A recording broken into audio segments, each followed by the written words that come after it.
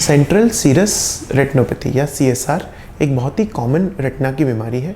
Usually ये young patients में होती है और यूजुअली जिनको स्ट्रेस रहता है या फिर किसी फॉर्म में वो स्टेरॉइड्स ले रहे हैं या उनको पेट में अल्सर्स हैं, ऐसे पेशेंट्स में ये कॉमन रहता है। बेसिकली रेटिना के पीछे सूजन आने लगती है, पानी इकट्ठा होने लगता है। सेंट्रल सीरस रेटिनोपैथी में आई इंजेक्शंस का कोई रोल है या नहीं, आज हम इसी बारे में बात करेंगे।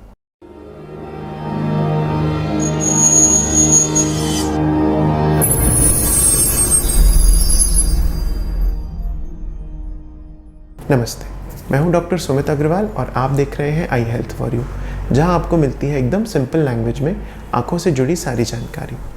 सेंट्रल सीरस रेटिनोपैथी एक ऐसी बीमारी है जो कि मोस्टली यंग एज में होती है। जिन्हें ज़्यादा स्ट्रेस रहता है उन्हें होती है, या फिर कोई स्टेरॉइड्स अगर ले रहे हैं उन्हें होती है। इसमें बेसिकली रेटिना के पीछे फ्लूइड इकट्ठा होने लगता है, पानी इकट्ठा होने लगता है, जिसकी वजह से नज़र धुंधली हो जाती है या फिर सामने की चीज़ तिरछी दिखती है, टेढ़ा मेढ़ा दिखता है। और ये काफ़ी से पेशेंट्स डिस्टर्ब हो जाते हैं। यूजुअली इसका ट्रीटमेंट कंजर्वेटिव रहता है। कंजर्वेटिव इन द सेंस कि इसमें हम ड्रॉप्स देते हैं, टैबलेट्स देते हैं, लाइफस्टाइल को थोड़ा सा स्ट्रेस फ्री करने के लिए एडवाइस करते हैं, और यदि कोई स्टेरॉइड्स चल रहे हैं तो उन स्टेरॉइड्स को स्टॉप करते हैं। 70 to 80% लोगों में सिर्फ इस मैनेजमेंट से ही 6 to 12 वीक्स में, 1.5 से 3 महीने में ये बीमारी ख़त्म हो जाती है और इससे रिलीफ मिल जाता है। इसके बियॉन्ड जो 10-20% लोग रहते हैं, उसमें अगर फ्लूइड परसिस्ट कर रहा है तो उसमें हम एंजियोग्राफी का टेस्ट करते हैं, रेटिना की एंजियोग्राफी करते हैं। उसमें हम देखते हैं कि पर्दे के पीछे कहाँ से लीकेज हो रहा है। जहाँ से भी लीकेज हो रहा है तो उसमें ग्रीन लेज़र या फिर येलो लेज़र करा जाता है, जिससे कि वो लीकेज बंद हो जाता है और आपकी प्रॉब्लम सॉल्व हो जाती है। इसके बियॉन्ड कुछ रेयर पेशेंट्स ऐसे होते हैं जिसमें ये चीज़ बार बार होती रहती है, यानी कि ठीक हो गई है फिर से हो रही है, लेज़र करा है फिर से हो गई है। ऐसे पेशेंट्स मेरे पास बहुत सारे ऑल ओवर इंडिया से उनके या तो कॉल्स आते हैं या वो आते हैं, और मैं एक उनके रिपोर्ट्स में या पर्चों में देखता हूँ कि उन्हें आँख का इंजेक्शन एडवाइस करा गया है, एंटी-VEGF इंजेक्शन एडवाइस करा गया है, और इसी को हम क्लैरिफाई आज करना चाहते हैं। मेरी राय में एंटी-VEGF इंजेक्शंस का कोई भी रोल नहीं है सेंट्रल सीरस रेटिनोपैथी CSR की बीमारी में। ये जो है एक बहुत ही लास्ट टू लास्ट रिजॉर्ट हम रखते हैं। लास्ट 15 ईयर्स में एक भी ऐसा पेशेंट नहीं है जिसे हमें CSR के लिए एंटी-VEGF इंजेक्शंस देने पड़े हो। एंटी-VEGF इंजेक्शंस जैसे कि अवास्टिन, एक्सेंट्रिक्स, राजुमैब, आइलिया, ज़ैल्ट्रैक, ज़ाइबेव, ये एंटी-VEGF इंजेक्शंस होते हैं। CSR की जो बेसिक पैथोलॉजी है उसमें VEGF केमिकल का कोई भी रोल नहीं है।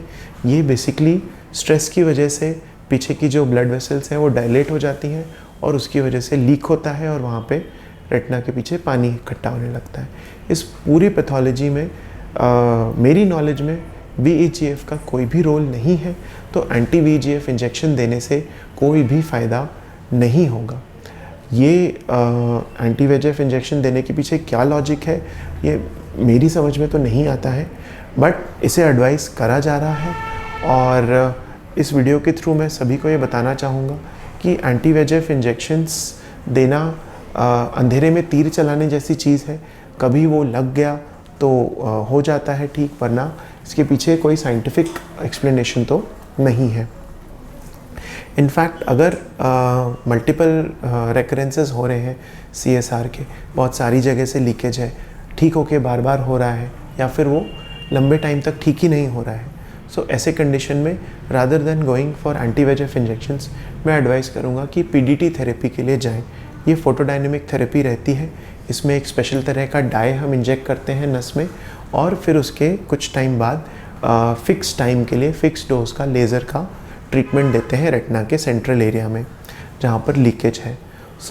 वो ज़्यादा इफ़ेक्टिव रहता है लीकेज को स्टॉप करने में रादर देन एंटी-VEGF इंजेक्शंस। मेरा पर्पस यही था इस वीडियो का बताने का कि CSR के ट्रीटमेंट में हमारे पास बहुत सारी चीज़ें रहती हैं, बहुत सारे ऑप्शंस रहते हैं, बट मेरे अकॉर्डिंग एंटी-VEGF इंजेक्शंस का उसमें कोई रोल नहीं है, और उसे अगर लगा रहे हैं और तो वो एक बहुत ही एथिकली ग्रे एरिया हो जाता है कि उसका कोई प्रूवन रोल नहीं है, उसके बावजूद उसे यूज़ करा जा रहा है। तो यही था हमारा आज का टॉपिक। उम्मीद करता हूँ इससे आपको फ़ायदा हुआ होगा। कमेंट सेक्शन में ज़रूर डालें अपने आँखों से रिलेटेड सारे सवाल, ताकि मैं दे सकूँ उनके जवाब। अच्छा देखिए, अच्छे से देखिए। धन्यवाद और नमस्ते।